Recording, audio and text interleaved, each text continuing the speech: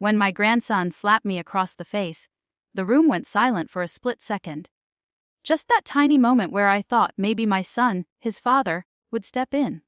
Maybe he'd scold him, tell him to apologize. But instead, my son laughed. He actually laughed and said, "He's only playing, Mom." My cheek was burning, my heart even more. And then my daughter-in-law looked at me with that smirk she always wore and said, "Oh, please. Go cry somewhere else if you can't handle a child." Tell me, was I wrong to walk out of that house and never look back? Was I wrong to finally say enough?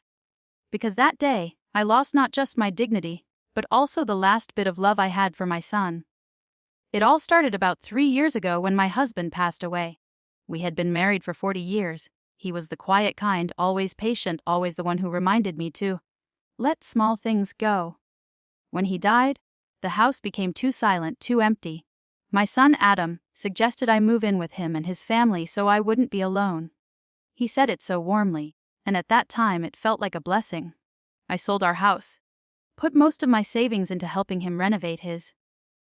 It was meant to make space for me, and for the new baby they were expecting. I thought it was going to be a fresh chapter, full of family dinners and laughter. But I couldn't have been more wrong. At first, everything seemed fine. My daughter-in-law, Claire, was polite but distant. I told myself that was normal. She had just had a baby, and new mothers are always tired, overwhelmed. I helped where I could. I cooked, cleaned, took care of little Noah whenever she needed a break. I would sing to him at night, hum the same lullabies I used to sing to Adam. When he smiled at me, it felt like the world still had some warmth left. But slowly, things began to shift. Claire started making little comments. "Oh, I don't like how you hold him," she'd say, or, "He doesn't need to nap that way." At first, I brushed it off. I didn't want to cause trouble. But then she began correcting me in front of guests. Her friends, even Adam. She'd roll her eyes, call me old-fashioned, and laugh like I was some kind of outdated relic in their modern home. Adam never defended me. He'd just shrug and say, "Mom, Claire's just particular about how she does things." Over time, my presence started feeling like an intrusion.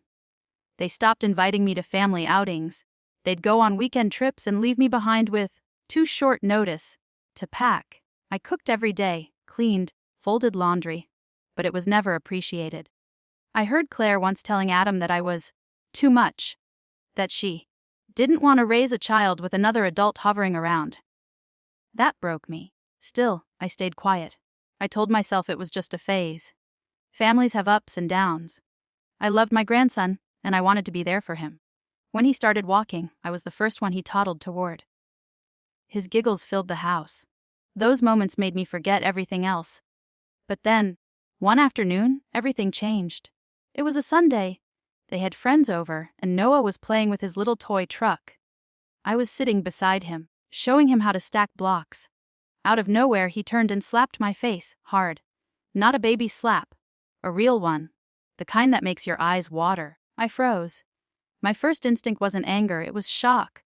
I looked at Adam, expecting him to correct his son. He just laughed. He actually laughed. His only playing mom. "Don't take it so seriously." Claire was watching, her arms crossed.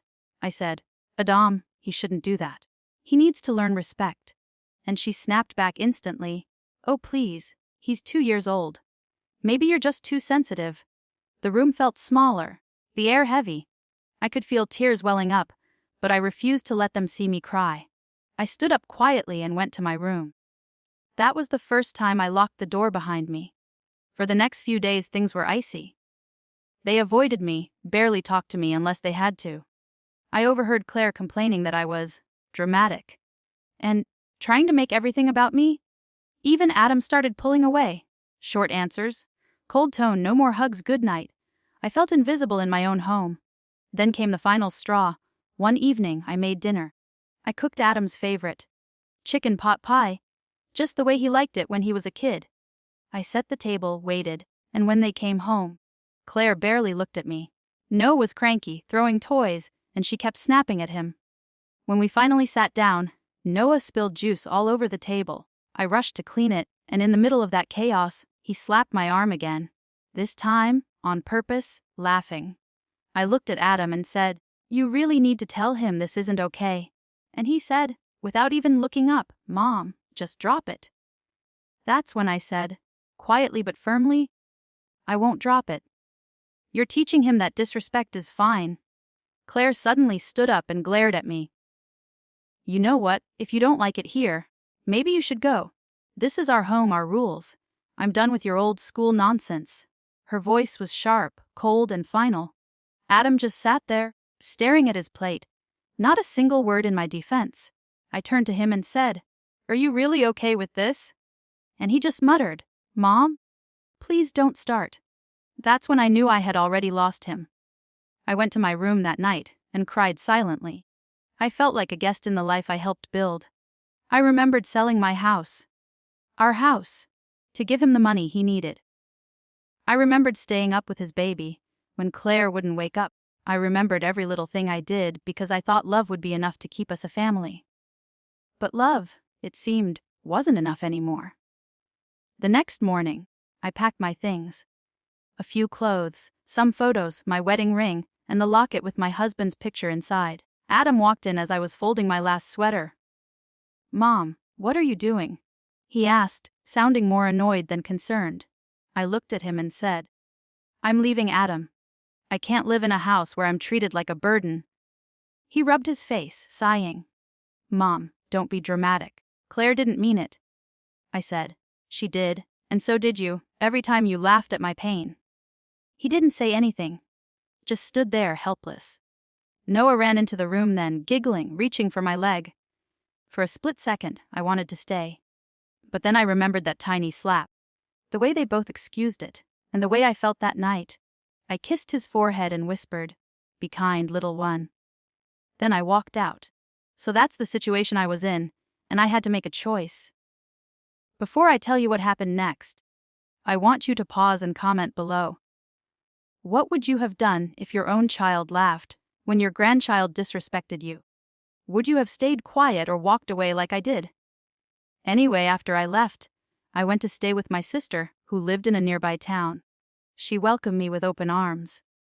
She had always told me Adam was taking advantage of me, but I didn't want to believe it.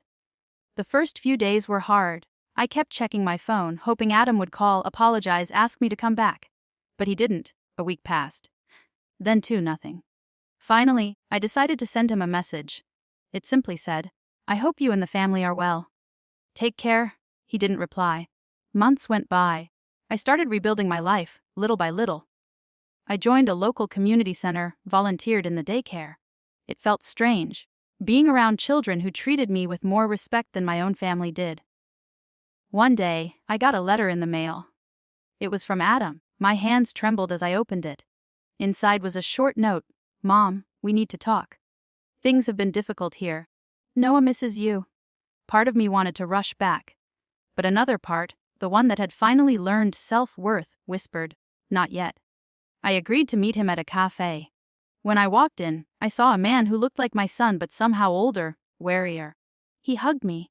The first time in months. "Mom," he said, "I'm sorry. I should have stood up for you." His voice cracked. "Claire and I were not doing great. She's been angry ever since you left." I didn't gloat. I didn't want revenge. I just said, "Adam, I raised you to be kind and strong. You failed to be both. But if you truly want to fix things, start by being the father Noah needs, not the one who laughs when he's cruel." He nodded, tears in his eyes. He asked if I'd come back. I said, "No, Adam, I can't live there anymore. But I'll visit, if things truly change." Since then, things have slowly gotten better. Adam visits often, sometimes with Noah. The boy is older now, and he always runs to me shouting, "Grandma." I can see that Adam is teaching him better now. To respect, to listen, to love. Claire and I are still distant but polite. I don't expect miracles, only honesty. Looking back, I realized that leaving wasn't the end.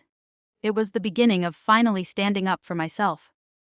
Sometimes love means letting go, even when it hurts. Sometimes silence isn't peace. It's the slow death of your self-worth, and I refuse to die quietly anymore.